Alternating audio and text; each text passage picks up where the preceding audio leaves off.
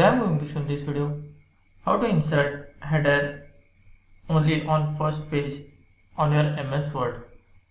So before going to start the video, if you are not subscribed my channel, please subscribe. So let's start the video. Guys, if you want to insert header only on first page of your MS Word file, then I will show you a simple method how to do this. In this, I will show you two methods. The first method is you just need to come to your top of your Word file. You have to just bring this cursor in the top of your Word. Just double click on that.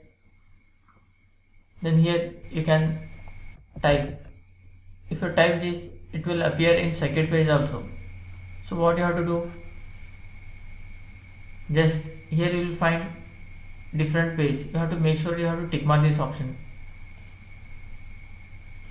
This was the method 1. The second method is you have to just click on insert, then click on header. Select the header what you want to type, or else just click on blank, then type the text. And you have to make sure that if you want only on first page, you have to just tick mark this option, different first page. That's it guys. So in this way you can insert header only for first page in your MS Word file. Thanks for watching. Hope if you like this video, please like, share and don't forget to subscribe.